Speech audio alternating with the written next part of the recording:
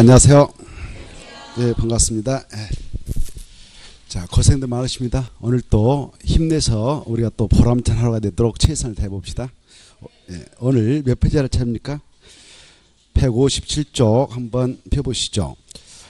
이 157쪽 보시면 지하층이 나오고요. 축조신고대상 공장이 나오는데 특히 이 지하층 관련 파트는 출제가 되기에 관심 있게 좀 정리를 해 두실 필요가 있습니다.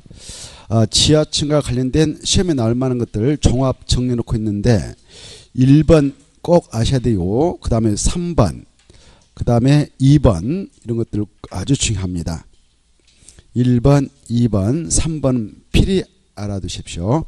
먼저 1번 보시면 지하층의 뜻. 지하층이 뭐냐 그러면 이 건축물 바닥이 지표면 아래에 있는 그런 층으로서 땅바닥 아래에 있는 층으로서 그 바닥으로부터 지표면까지의 그 다음에 줄 겁니다. 평균 높이 그 말을 다 체크하시고 평균 높이지 가장 높은 높이 하면 들리겠다. 가중 높이 그래도 들리고 평균 높이 땅속에 묻혀있는 정도가 좀 위치적으로 다르다 그러면 다른 부분을 재가지고 측량해서 바로 두 간대 높낮이가 다르다 그러면 두 간대 재가지고 평균을 냅니다. 평균 낸 것을 평균 높이라고 합니다. 그 다음에 이 평균 높이가 해당 층 높이입니까? 반자 높이입니까? 층 높이 이게 중요해요. 반자 높이 하면 들리고 반자는 천장을 말하는데 반자 높이 하면 들리고 층 높이다 이걸 꼭 기하시고 그 다음에 2분의 1입니까? 3분의 1입니까? 2분의 1 이 세 가지를 꼭 알아두십시오. 바로 3분의 2 이렇게 시험에 나오면 들리고 2분의 1 이상이면 지하층이다. 이런 지하층이라고 하는 것은 건축물 건축할 때에 층수 제한을 받는 장소는 또 이 층수 계산할 때 중요한데 이 지하층은 건축물로 층수를 산정할 때 산입할까요? 산입하지 않을까요? 산입하지 않는다. 층수 계산할 때는 죄된다 이렇게 알아주십시오. 그리고 이 지하층이 차지하는 그 공간은 바로 연면적 계산할 때는 포함될까요? 죄될까요?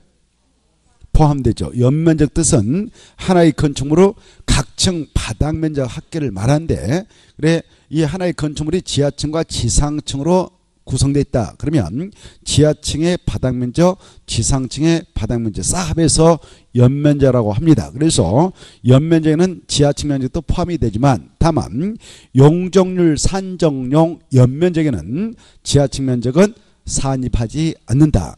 용적률 산정용 연면적에는 지주 피표는 죄된다. 이걸 여러분은 알고 계실 겁니다. 지하층 면적 죄, 지상 부속용 주차장 면적 죄, 그 다음에 초고층 건축물이라든가 준초고층 건축물에 설치되는 피난 안전구역 면적죄, 그 다음에 건축물로 경사 지붕 아래에 있는 대피 공간의 면적은 죄됩니다. 이렇게 알고 계시죠? 그래서 2번 아주 중요하니까 잘 이해해 두시고 그 다음에 3번도 꼭 알아두셔야 합니다. 그 다음에 이제 4번 이것은 한번 기출된 지문인데요. 이 지하층이라고 하는 것은 건축물을 건축하려는 건축주에게 법적으로 의무화 강제되어 있을까요? 자율사에 맡기고 있을까요? 자율사에 맡기고 있지 법적으로 설치물을 강제하고 있지는 않다. 의무는 없다. 이렇게 이해하시고 그 다음에 이제 5번 이 지하층의 기준 기준은 곧 1번이 곧 기준이 된대요. 지하층 이것이다 라고 기준을 1번에서 법에서 규정하고 있는데 이런 지하층의 기준은 건축물의 용도에 따라 완화되는 경우도 있고 뭐 강화되는 경우도 있느냐? 아니다. 획일적이다. 지하층은 1번같이 생기면 무조건 지하층이라 하지 뭐 다중주택을 지을 때는 좀 기준을 완화해준다든가 그런 건 아니다. 획일적이다. 이렇게 알아두시기 바랍니다. 그 다음에 이제 그 6번 만약 지하층을 설치하게 될 때 지하층의 안전을 확보할 수 있도록 하기 위해서 설치까지는 자유지만 설치를 하게 될 때는 그 구조하고 설비는 국토교통부령으로 정하고 있는 기준에 맞게 바로 해야 합니다. 6번이 그것이고요. 7번은 그냥 편하게 참고로만 읽어보셔도 되겠습니다. 그 다음에 제 밑에 축조 신고대상 공작물 이렇게 되어 있죠. 공작물 뜻은 아실 겁니다. 공작물이라는 것은 인고를 가하여 제작한 시설물로서 건축물이 없는 지붕이 없는 그런 것들을 말하죠. 그래 이 공작물 하면은 바로 그 종류는 밑에서 볼 수 있거든요. 바로 옹벽, 담장 뭐 이런 것들을 공작물 이렇게 생각하면 됩니다. 그래 옹벽이라든가 담장, 강고타, 강고판, 뭐 굴뚝, 장식탑, 기념탑, 철탑, 지하대표 이런 것들을 공작물 이렇게 생각하면 되는데 이런 공작물을 만든다. 이걸 축조하죠. 축조할 때는 모든 경우에 건축법을 다 적용받는 건 아니고 여기에 해당할 때는 적용받아서 사전에 바로 관할 그 지자체한테 축조 신고를 하도록 규제받습니다. 이 규모에 해당하지 않으면 건축법을 적용받지 않습니다. 그래서 이 공작물을 축조할 때는 일부만 여기에 해당하는 일부만 바로 건축법에 적용과 규제를 받는다 이렇게 표현합니다. 그 적용 대상이 보니까 바로 옹벽과 담장 이걸 축조하게 될 때는 1m만 축조한다 하면 건축법에 적용받지 않습니다. 2m까지만 축조하더라도 적용을 받지 않습니다. 2m를 넘는 순간만 건축법에 적용을 받아서 그 축조 행위를 하기 앞서서 미리 신고를 하도록 규제받는다 이렇게 하는 거죠. 2m를 넘을 때 보고 계시죠? 이때 신고는 어떠한가? 신고는 그걸 축조하게 되는 지역을 관하고 있는 바로 특별자치시장, 특별자치도지사, 시장수, 자치구청장이다 이렇게 좀 가볍게 봐두시고 이 공작물 옆에 한 말 써요. 축조시 허가 대상은 없다 이렇게 하나 써놔요. 축조시 허가 대상은 없다. 건축법에서 공작물을 축조할 때는 뭐 허가받아야 된다 이런 표현하면 틀립니다. 없고 뭐만 있다고요? 신고 대상만 있습니다. 신고 대상만 있다 이렇게. 근데 이제 공작물이 아닌 이 건축물을 건축해 나가게 될 때는 허가 대상도 있고 신고 대상도 있지 않습니까? 그렇죠? 그래 또 대손도 허가 대상이 있고 신고 대상이 있고 용도 변경도 허가 대상이 있고 신고 대상이 있습니다. 그러나 이 공작물의 축조 경우는 허가 대상은 없는 것이고 신고 대상만 있다 이렇게 알아두십시오. 자, 이 건축물을 건축한다 그럴 때는 바로 허가 대상도 있고 무엇도 있다고요? 신고 대상도 있습니다. 때로는 바로 협의하는 대상도 있어요. 이렇게. 그 다음에 이 건축물을 대손한다. 그래 할 때도 역시 허가 대상도 있고요. 신고 대상도 있고 협의 대상도 있습니다. 그 다음에 이 건축물에 용도 변경한다. 용도 변경을 하게 되는 경우에도 바로 마찬가지입니다. 이걸 하게 될 때도 허가 대상이 있고 신고 대상도 있고 협의 대상도 있겠죠. 근데 이것들은 건축물이었습니다. 건축물. 근데 공작물은 허가 대상 없다. 뭐만 있냐? 신고. 그것도 축조할 때 이렇게 표현하고요. 축조, 신고 대상만 있다. 이렇게. 그래 이 건축물을 건축 시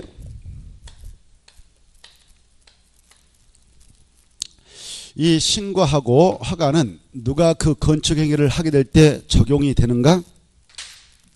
아시죠? 누가 이 건축 행위를 할 때는 허가 신고를 해야 되냐? 우리 일반 사인들. 그래 일반 사인들 우리 국민들이죠. 신고 대상이 있습니다. 건축법에. 이따 그걸 보겠는데 신고 대상이면 신고하면 되지만 신고 대상이면 다 허가받는다 이렇게 하셔요. 신고 대상이 그래서 중요하겠죠. 신고 대상이 아니면 다 허가받으니까 신고 대상을 법에서 한정해서 규정하고 있습니다. 그거 아니면 우리는 허가받는다 이렇게 하거든. 그 다음에 이제 이 건축물을 건축해야 될 때 어떤 경우는 바로 허가도 신고도 아닌 협의를 하게 되는가? 허가권자하고 누가 건축물을 건축할 때는 협의를 할까요? 건축 허가도 받지 않고 신고도 하지 않고 국가하고 지방자치단체 국가 소유의 건축물 또 지방자치단체 소유의 건축물 있잖아요. 이런 것들을 이네들이 소유하게 될 그런 건축물을 뭐라고 합니까? 공용 건축물 하죠. 오케이? 그래 이 공용 건축물을 국가 지자체가 건축한다. 그럴 때는 허가 받는다 안 받는다? 안 받는다. 신고한다 안 한다? 안 한다. 그랬죠? 그래 이 청와대 건축물은 누구 거가요? 청와대 건물. 여러분 청와대 건물 보셨죠? 참여라도. 가보진 않았지만 뭐 가보신 분도 있겠지만 뭐 갔다 들어갔다 나오신 분도 계실 거지만 우리가 사진을 볼 수 있잖아요. 청와대 건축물 누구 걸까요? 1. 대통령 것이다. 2. 개인 것이다. 3. 국가 것이다. 그래 대한민국 국가 것이죠. 그래 국가소유 건축물 그 청와대를 바로 철거해 버린다. 그리고 세종시에다 새로 옮겨서 신축한다. 그때는 허가 받는다, 신고한다, 협의한다, 협의한다. 그러죠. 이때 협의를 국가에서 뭐 총대 메고 국토교통부장관이 할 건데 국토교통부장 하면 그자가 하면 국가가 하는 겁니다. 그래 이제 국장이 국토교통부장관이 그 세종시에다 청와대를 그 건축할 때 업무를 맡아서 한다. 그때는 세종특별자치시에서는 그 허가권자가 건축허가권자가 세종특별자치시장입니다. 그자한테 허가받는 것도 아니고 신고서 내는 것도 아니다. 그자하고 사전에 협의하면 되는 것이죠. 뭐 한다? 협의. 야 너네 동네에다 청와대 진다? 예. 그러면 협의 끝난 겁니다. 알겠죠? 협의는 해야 돼. 협의. 알겠죠? 무엇을 해야 된다고요? 협의. 건축권에 대한 협의를 하게 돼 있다. 이렇게 하셔요. 자, 협의하면 또 허가 받는다, 신고한다. 그거 아니다. 다 마친 걸로 간주해야 된다. 이렇게 알아두셔야 돼요. 국가 소유 건축물, 지자체 소유 건축물은 다 똑같습니다. 자, 그리고 자, 우리 일반 사람들 이 건축물을 건축해서 대순한다. 그럴 때는 신고 대상은 신고하면 되는 것이고, 그래 신고 대상이 딱 특정되어 있단 말이에요. 이따 보겠습니다. 신고 대상이면 허가받아요. 그 다음에 이 건축물로 대순의 경우 협의는 누가 할 때 그러냐? 똑같아. 이거. 국가 지자체가 소유하게 되는 공용건축물을 대순한다. 그때는 협의하면 된다. 이렇게. 또 이쪽으로 가서 이 건축물로 건축을 하고 나서 그 용도를 바꾸려고 한다. 그때 용도 변경 시 우리 일반 사인들은 바로 경매한 것은 신고하면 되는 것이고, 신고 대상이 아닌 허가 대상도 있죠. 자, 근데 이 국가 지자체 소유 공용건축물을 용도 변경할 때는 허가 신고 대신 뭐 한다고요? 협의. 이렇게 이해를 해 두시면 좋겠습니다. 그 다음에 우리 일반 사인들 이 허가 받았다, 신고증 받아와서 공사에 들어가려고 한다. 그럴 때는 공사 들어갈 때는 착공 신고 할까요 안 할까요? 그렇죠. 착공 신고해야 착공에 들어갈 수 있죠. 근데 이 공용건축물, 이 공용건축물은 착공에 들어갈 때 착공 신고 할까요 안 할까요? 한번 맞춰봐요. 안 합니다.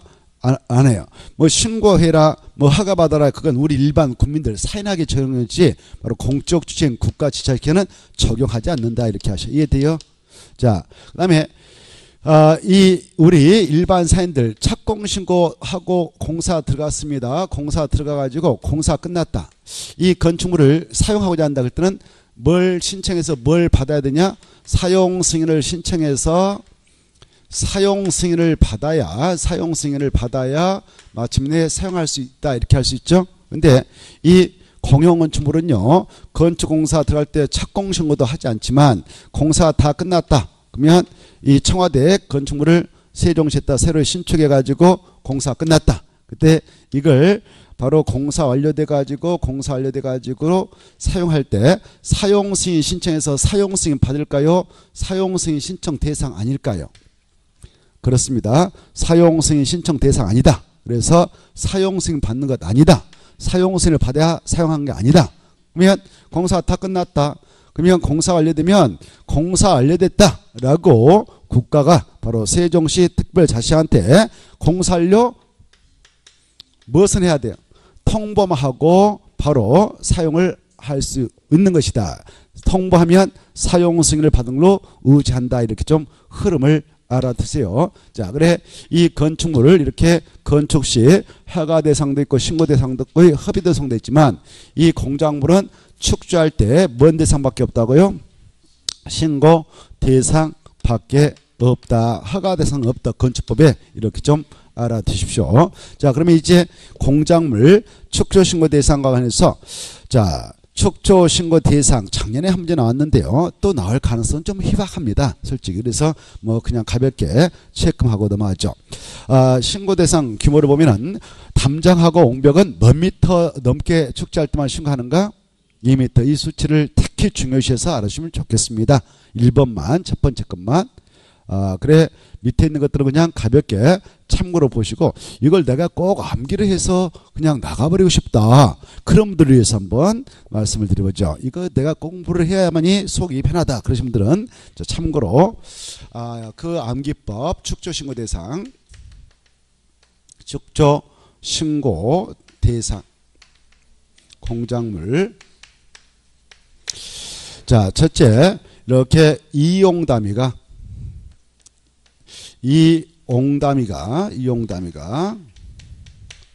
그 다음에 사광을 해서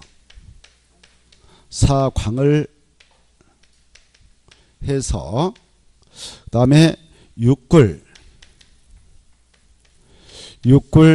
장기철에게, 그 다음에 팔고 나서 오태양 한번 하고, 오태양.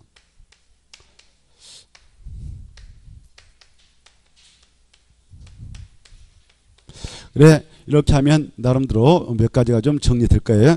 이용담이가 사각을 해서 육글 장지를 팔고 오태양하면 나름대로 몇 가지가 정리될 겁니다. 그 다음에 자, 바닥 30지.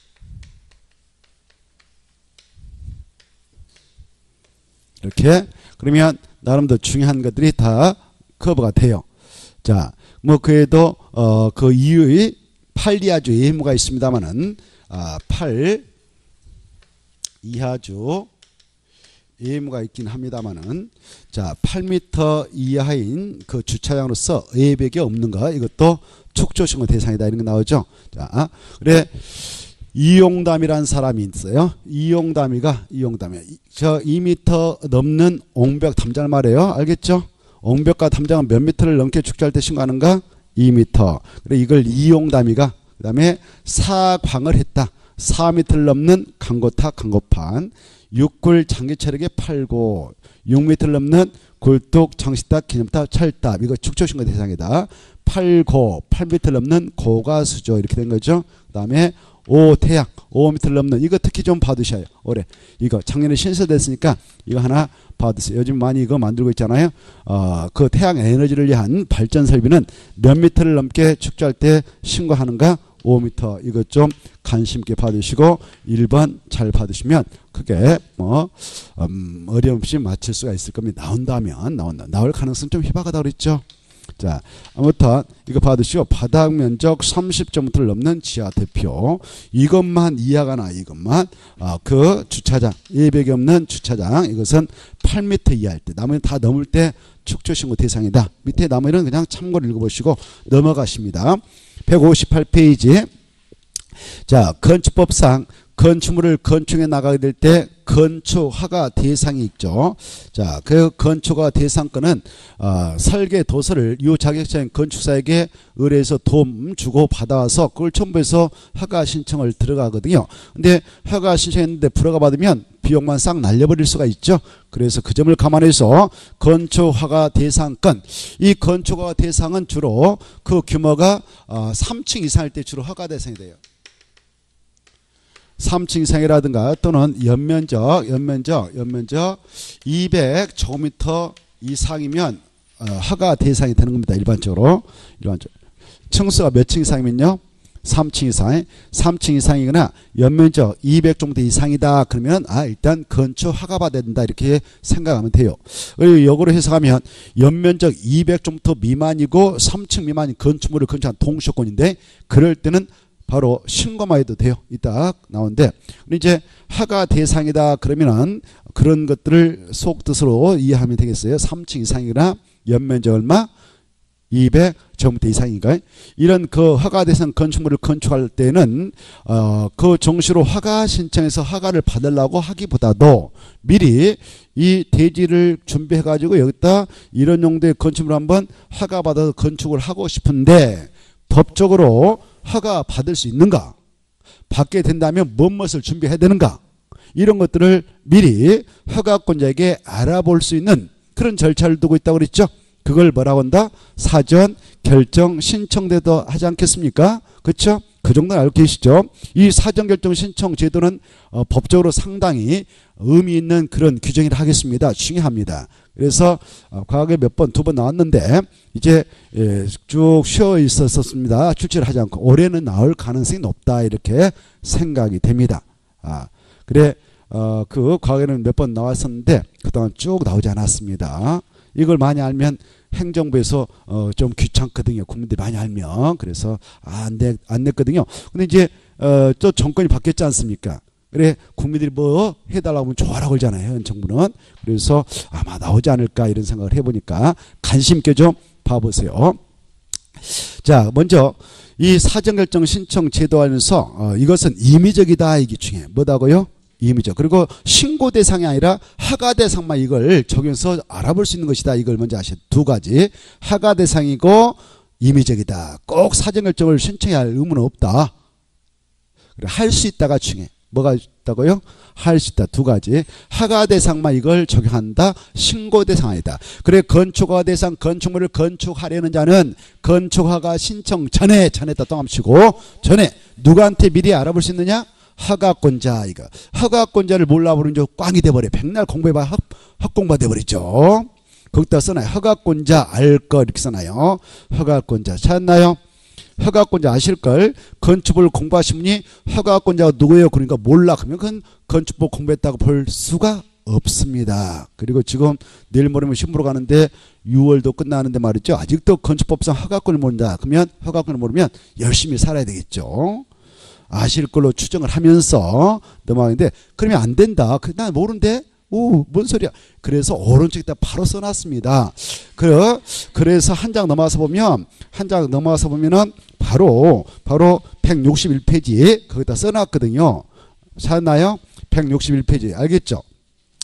그래 161페이지 보면 7명이 허가권자다 이걸 알 수 있어요. 7명. 7명 중에는 이 국토교통부 장관하고 도지사는 들어갈까요? 안 들어갈까요? 안 들어간다. 이게 중요해요. 팔도 도지사님은 절대 안 들어간다. 팔도 도지사. 경기도가 31개 시군이 있는데 각각의 시군의 시장수가 허가권자지 도지사님은 절대 허가권자 아니다. 충남도 마찬가지다. 충남 도지사는 절대 허가권자 아니다. 도 살아있는 시의 시장, 군의 군수가 허가권자다. 이게 중요해요. 알겠죠?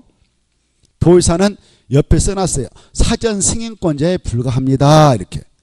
절대 허가권자 아닙니다. 이게 중요합니다. 허가권자는 총 7명 있죠. 제주도 세종시는 무조건 특별자치장, 특별자치도지사만 허가권자이고 그 다음에 옆에 시장, 군수가 나오고 자치구청장 나오죠. 그래 서울특별시하고 6대 광시는 허가권자가 이원화되어 있다. 중소형은 바로 자치구청장, 광역시는 군수가 허가권자이고 대형은 특별시, 광역시에서 특별시장, 광시이 허가권을 행사한다. 이렇게 돼 있지 않습니까? 대형이라는 것은 21층 이상이라든가 연매적 10만 정도 이상, 연매적 10분의 3 이상의 증축을 통해서 21층 이상 또 10만 정도 이상은 증축권이 대형이거든요. 이런 것들은 구청장한테 가는 게 아니고 특별시장, 광시한테 가서 허가를 받도록 됐기 때문에 허가권자가 이원화되어 있습니다. 이렇게 돼 있죠. 그래서 총 7명이 있습니다. 이걸 아셔야 사전결정 파트를 또 이해할 수 있습니다. 자, 가봅시다. 사전결정 신청 파트로 가셔서 158페이지 그 허가권자 있잖아요. 허가권자에게 사전결정을 신청할 수 있다 이렇게 돼 있었잖아요. 158페이지 찾나요? 그때 허가권자에다 딱 동그라미 놓고 161페이지 참조 그렇게 써놔요. 그래서 복습할 때도 허가권자를 잘 이해하시면서 공부를 하셔야 됩니다. 자, 허가권자에게 사전결정을 신청해야 한다, 할 수 있다? 할 수 있다 이렇게 받으시고 그 다음에 2번 사전결정 신청을 하게 된다면 때로는 바로 자기가 건축을 하고자 하는 그 건축물이 바로 건축법상 건축위원회의 심의 대상이다. 또 교통영향평가 대상이다. 그런 것은 바로 동시에 그것들을 알아보기 위해서 동시에 신청할 수 있다 없다? 있다가 중에 있다. 없다 하면 드리겠습니다. 그 다음에 3번. 자, 이 사전결정 신청서가 들어왔다. 허가권자에게 들어왔는데 보니까 그 대지 면적이 그게 중요해요. 건축 면적이 아니라 대지 면적이 땅을 지금 밀려가는 그 대지 면적이 환경영향평가법에 따른 환경영향평가 사업규모에 해당한다. 소규모. 그럴 때는 미리 허가권자가 임의적으로 오케이 노를 할 수는 없는 것이고 그쪽 분야의 담당자 환경청 환경부장이라든가 지방환경관서장과 미리 꼭 협의를 해야 된다. 이게 중요해요. 대지 면적이지 건축 면적 아니다. 그 환경영향평가법에 의하면 대지 면적이 5,000제곱미터 이상권이다. 그럴 때는 소규모 환경영향평가를 하도록 되어 있습니다. 근데 그거 몰라도 돼. 우리가 거기까지 깊게 들어갈 일은 없어. 그래, 여기서 그냥 대지 면적이다. 이게 중요해. 뭐가 중요하다고요? 대지 면적. 대지 면적이지 건축 면적 아니다. 뭐 연면적 아니다. 그래, 그걸 주의하면 돼요. 대지 면적이다. 대지 면적이 환경영향평가법에 따른 소규모 환경영향평가 사업규모에 해당한다. 그럴 때는 바로 꼭 이 허가권자께서 미리 누구하고 꼭 협의해야 되느냐? 사전결정을 해주기 전에 환경부 장관이라든가 지방환경관세청과 협의를 합니까? 국토교통부 장관하고 협의합니까? 그래, 그렇지. 그게 중요해요. 국토교통부 장관과 협의한다 이렇게 시험에 나왔는데 그럼 틀리고요. 그 장들하고 협의한다 이거 받으시고, 그 다음에 여러분이 그 사전결정 신청자라고 가정합시다. 근데 신청을 하려는 땅이 지금 대지가 바로 농지가 포함돼서 농지를 전용해서 좀 건축을 해보고 싶은 생각을 가지고 있다. 산지를 가지고 좀 전용해서 개발을 해서 건축물을 건축하고자 하는 생각을 가지고 있다. 그러면 농지 전용 허가를 받아야 되고, 전용할 때는 산지 전용 허가를 받아야 됩니다. 산지관리법상 농지법상 이렇게 허가를 받아야 되거든. 그때 농지법상 농지 전용 허가권은 농지법상 농지 전용 허가권은 누가 지고 있을까요? 원칙적으로 농지법상 농지 전용 허가권은 원칙적으로 누굽니다. 이것은 아실 거예요. 우리가 산지관리법상 그 내용은 공부하지 않았지만 농지법은 했으니까. 내가 물어보겠어요. 농지법상 농지 전용 허가권자는 원칙적으로 누굴까? 궁금해서 물어보는데, 자, 누굴까요? 그렇죠. 보면 될 것을, 컨닝하면 될 것을 가만히 있으니까 모르죠. 자, 답 나왔어. 농림축산식품장이라고. 누구다고요? 농림축산식품장. 이미 시험에 나왔던 겁니다. 원칙으로 누구다고요? 농림축산식품장이다. 그래, 그런 장하고 미리 협의를 하게 되어 있습니다. 협의. 이 건축법상 건축허가권자가 사전결정 신청이 들어왔다. 근데 거기에 첨부된 서류 보니까 농지 전용 허가를 받기 위한 서류도 들어왔다. 그러면 미리 농림축산식품장하고 미리 협의해. 허가권자가. 그래서 그쪽에서 오케이 해서 협의를 해줬다. 또 산지 전용권을 바로 가지고 전용을 하고자 산지 전용 허가를 받기 위한 서류가 들어왔다. 사전결정 신청서에. 그러면 이 건축법상 건축허가권자가 산지관리법상 산지 전용 허가권을 쥐고 있는 산림청장하고 미리 협의를 해. 그때 협의 요청이 들어가면 그네들 10월이면 답이 나와요. 며칠이요? 10월. 그럼 이제 협의가 딱 이루어졌다. 그러면 그리고 나서 사전결정 통지를 해서 줍니다. 그러면 협의를 거쳐서 이루어졌던 건에 대해서는 바로 받은 걸로 그냥 의제 처리해줘요. 그래서 이 사전결정 통지가 들으면 총 4가지 법에 따른 것을 받은 걸로 의제 처리한다. 이렇게 하셔. 4가지 알죠? 약절 뭐라고 합니까? 국산, 농화. 이건 기본적으로 알고 계셔야 돼요. 국산, 농화. 국토개법상 개발의 허가 받은 걸로 간주하고, 그 다음에 산지관리법상, 농지법상, 하천법상 4가지 법을 꼭 아셔야 돼요. 4가지 법. 4가지 법에 따른 것을 받아야 한다. 또 받아야 한다. 받은 걸로 간주한다. 받은 걸로 간주한다. 이게 한 문제감이네요. 그래, 국토개법상 개발의 허가를 받은 본다. 농지법상 농지조정 허가 등을, 산지관리법상 산지조정 허가 등을, 하천법상 하천조명 허가 등을 받은 거 보지요. 근데 건축법상 건축 허가를 받은 거 본다. 그렇지는 않다. 그렇지는 않아요. 이게 함정이란 말이에요. 건축법상 건축허가를 받은 걸로 본 게 아니라 건축법상 건축허가는 별도로 신청해서 받아가는 겁니다. 알겠죠? 자, 4가지 꼭 기억하시고 국산 농화 이렇게 알아두시기 바랍니다. 자, 이제 사전결정 통지가 떨어졌다. 여러분한테 사전결정 통지를 주었습니다. 그럼 여러분은 정시로 이제 바로 건축허가를 신청해서 받아가면 좋은데 그 기간은 우리 법에서는 2년을 주고 있어요. 2년. 몇 년이요? 2년. 만약 2년에 신청하자면 바로 2년 지나자마자 사전결정 통지가 그러면 자동적으로 상실돼서 없어진다. 2년 지나고 나서 건축허가 신청하면 허가받는다는 보장 없지만 2년에 신청하면 허가 내주겠다 이거죠. 그리고 그 건축원의 심의권도 아까 동시에 신청해서 받아냈다면 그 심의가 이루어지고 나서 2년에 건축허가를 신청해야 되지. 그렇지 않으면 심의 효력도 자동적으로 상실된다. 이것도 2년. 여기까지 연결해서 알아두시기 바랍니다. 자, 그 다음에 이제 이렇게 건축법상 건축허가권자가 사전결정 신청을 받았다든가 사전결정 신청하지 않았던 친구도 그냥 정식으로 건축허가를 신청할 수 있거든. 건축허가 신청이 들어가면 사전결정 신청이라든가 건축허가 신청이 들어가면 그 사전결정에 따라 의제 처리되는 사항이 4가지 있었죠. 또 건축법상 건축허가가 떨어지면 의제 처리되는 사항이 많아요. 그래서 의제 처리하는 사항들을 동시에 그냥 처리하기 위해서 건축 복합 민원 일괄 협의를 개최하게 됩니다. 법적으로. 그럴 때 건축허가 신청이 들어갔다든가 사전결정 신청이 들어가면 그 허가권자께서는 며칠 내에 건축 복합 민원 일괄 협의를 개최하도록 됐느냐 수치 알아두시오. 10일. 10일. 간단하잖아요. 10일. 며칠이에요? 10일 내에 개최를 하도록 돼 있구나. 이렇게 수치를 하나 눈으로 찍어 놓으시고 그 다음에 이제 밑에 이 건축허가를 신청하게 될 때 정식으로 이제 건축허가를 신청한다. 그러면 여러분이 그 주인공이라고 가정해봐요. 건축허가를 신청하고자 할 때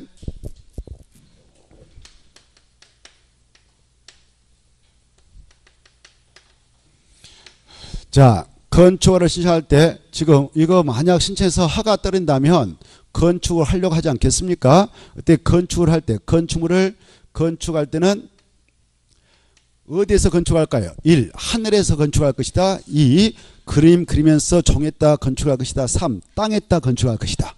오, 대단하시네요.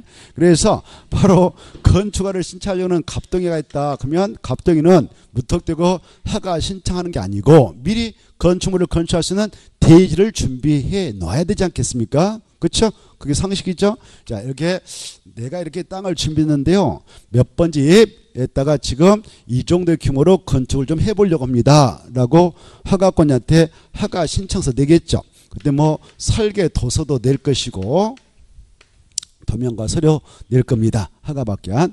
그때 그 땅의 위치도 싹 낼 거 아닙니까? 기재서. 그쵸? 이때 그래서 건축허가를 신청하려면 건축물을 건축하기 위한 땅을 준비해서 이건 내 거니까 여기다 건물을 좀 지을 수 있도록 허가를 내주세요. 이렇게 하지 않겠습니까?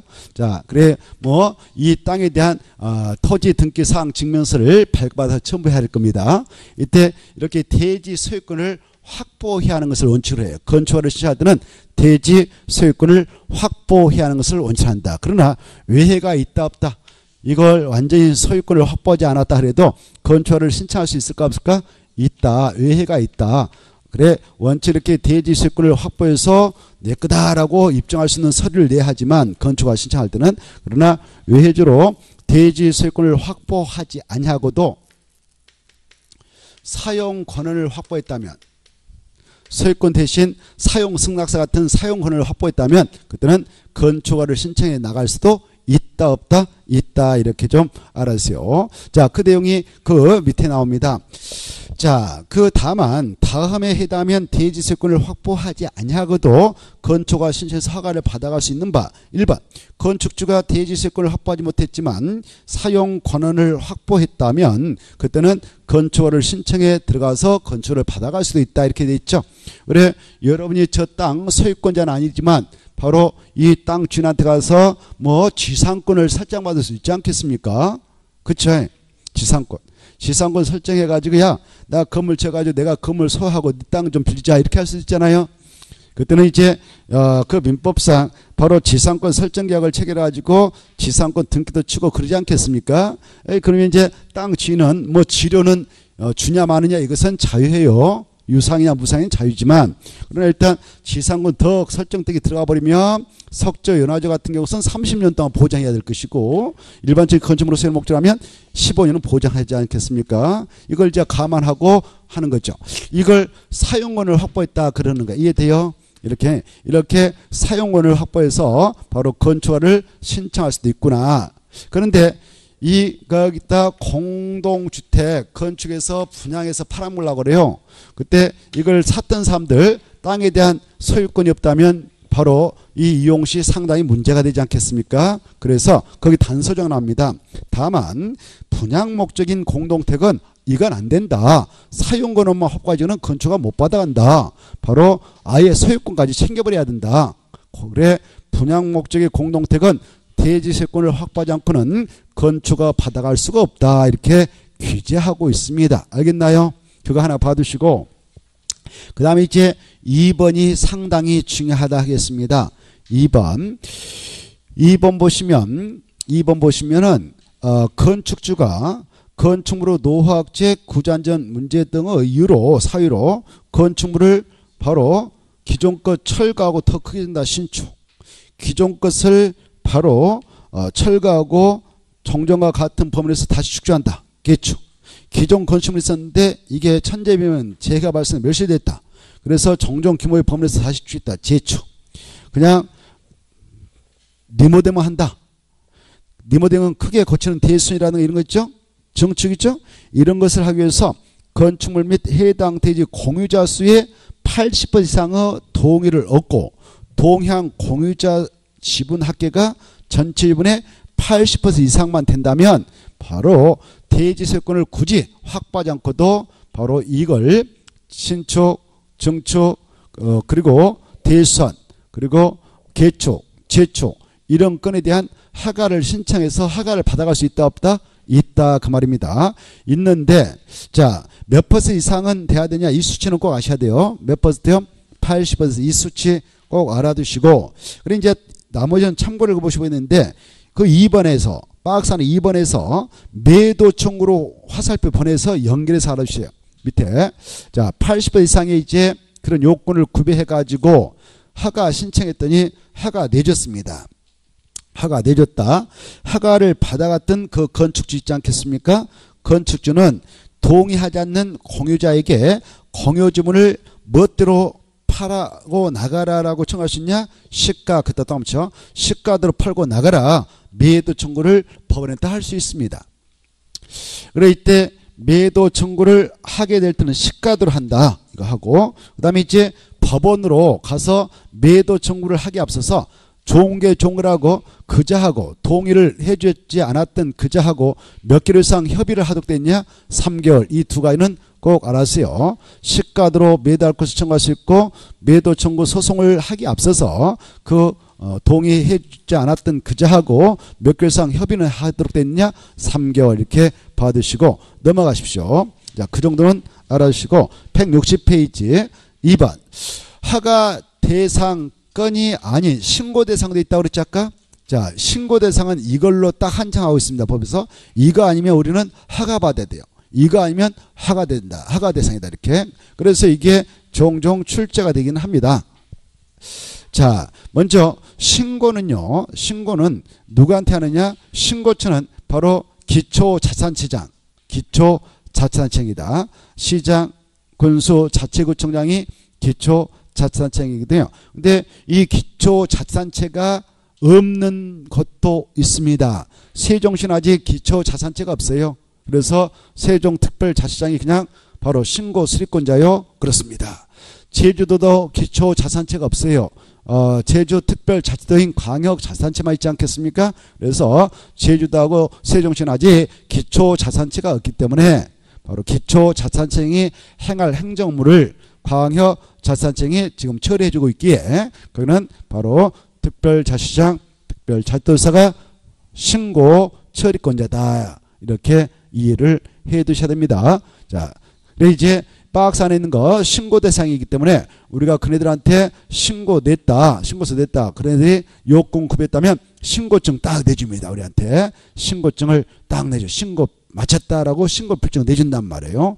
여러분이 신고증 받아왔다 그러면 몇 년에 건축공사에 착수해야 될까요? 몇 년에 들어가야 될까요? 신고 대상은 그 박스 밑에 나왔습니다. 밑에 별표 3개 나와 있죠.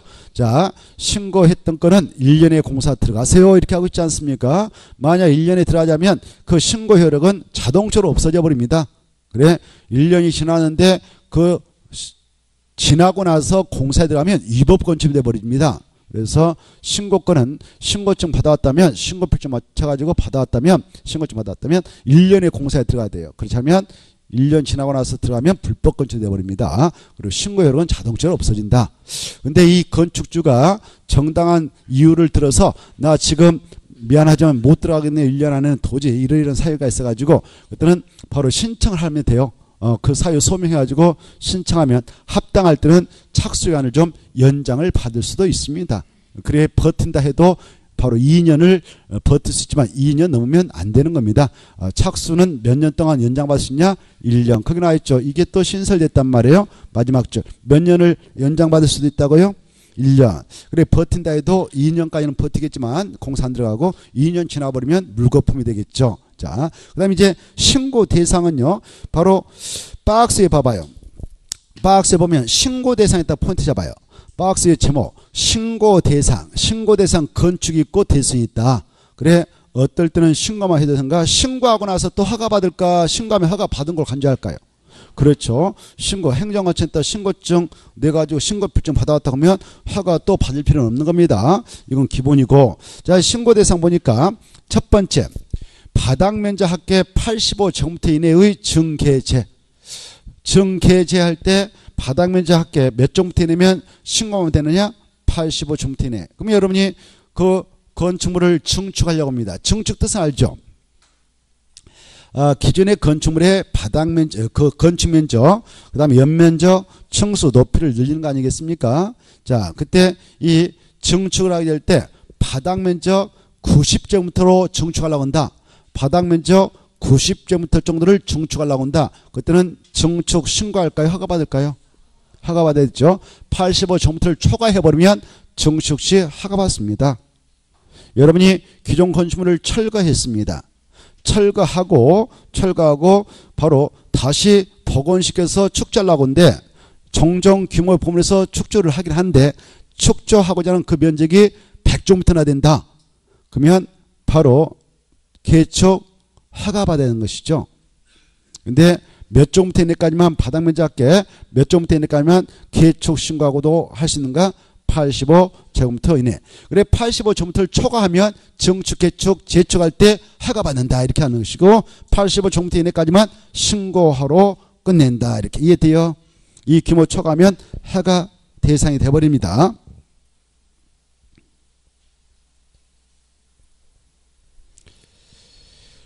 자, 그 다음에 이제 2번도 좀 받으실 필요가 있는데 자, 그 용도적을 봐보세요. 용도적 보면 전 국토는 크게 몇 가지 용도적으로 크게 구분 지정해서 지금 이용관리를 하고 있나요? 전 국토는 크게 4가지. 그 정도 알고 계시죠? 뭐요? 도시적, 관리적, 농림적, 자연보전적 그렇게 돼 있죠? 근데 거기 보면 무슨 적은 빠졌나 봐봐요. 그렇죠. 그래서 도시적은 그래서 원칙적으로 허가 대상 지역이구나 이렇게 감을 잡을 수가 있는 겁니다. 거기 보면 신고 대상 지역 보니까 관리, 농림, 자연보전 나와 있죠. 여기서 빠졌으니까 빠진 적은 허가 대상 지역이 돼버리고 있죠. 그래 도시적은 그래서 원칙적으로 허가 대상 지역이 돼버리는 겁니다. 도시에서 건축할 때는. 그래 비도시적인 관리, 농림, 자연환경 보존적 안에서 규모가 조그마한 것들 건축하려고 한다.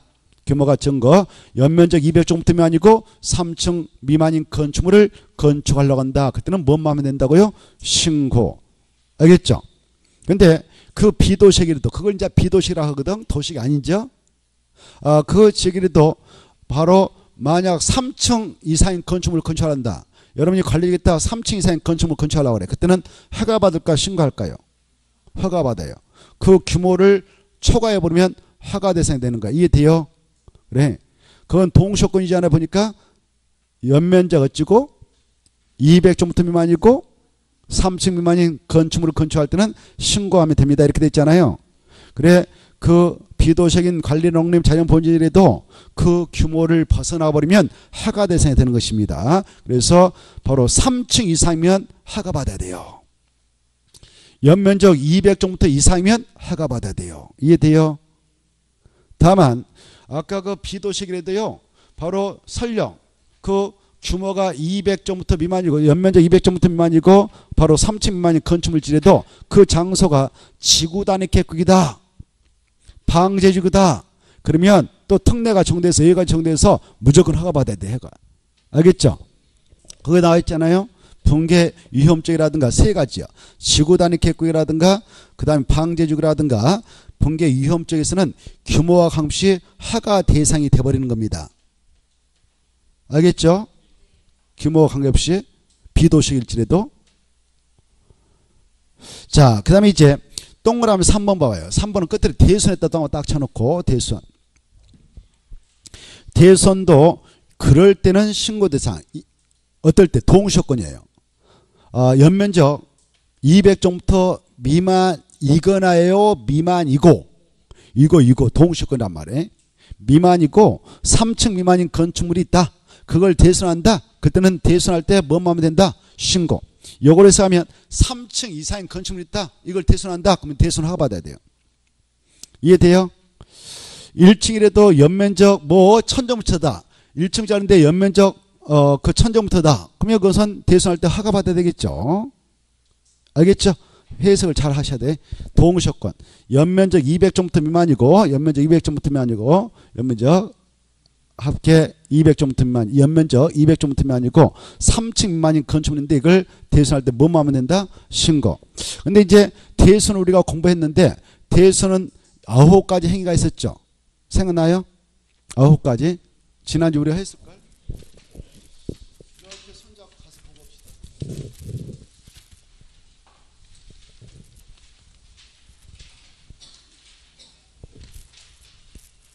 대손이 151페이지가 대손에 해당한 거 해서 동그라미 1번부터 9번까지 있잖아요.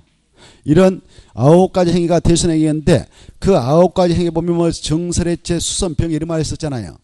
그때 수선이 대손이 되는 경우는 뭐 내래벽 벽면적을 30종 이상 수선한 것은 대손이야 이런 거 했잖아요. 기둥을 3개 이상, 볼을 3개 이상, 지붕틀을 3개 이상 수선 것도 대손이야 이런 거 했잖아요. 이때 수선이 대손될 때는 신고하면 된다. 이렇게. 수선이 뭐가 될 때는 대손할 때는 그때는 뭐만 하면 된다? 신고하면 된다. 거기 나와있지. 이제 다시 넘어와봐요. 160페이지 보면 4번에 주요 구조부가 해체 없는 등 주요 구조부 해체가 없는 등 그냥 수선이 대손됐다. 그때는 뭐만 하면 된다? 신고. 이렇게. 자, 그거 받으시고 넘어오셔서 5번, 6번 특히 중요합니다. 5번 뭐라고 나왔나요? 연면적 합계 이렇게 되어 있죠. 연면적 합계 몇 종부터 이하까지도 건축물을 건축할 때 신고하면 되는가? 100종부터 이하. 연면적 합계라는 뜻은 하나의 대지 안에 연면적이 있다면 그걸 싹 뿌려쓰는 것을 연면적 합계라 합니다. 하나의 대지 안에. 하나의 대지 안에 2동, 3동, 4동 있다. 그러면 한 동의 각층 바닥면적 합계가 연면적이에요. 그래 한 동의 그 바닥면적 합계가 연면적인데 한 동, 2동, 3동 하면 연면적 3개를 합해. 이걸 연면적 합계라고 그래. 이해돼요? 근데 하나의 대지 안에 하나의 건축만 있다면 연면적하고 연면적 합계는 같아버리겠죠. 이렇게 이해하십시오.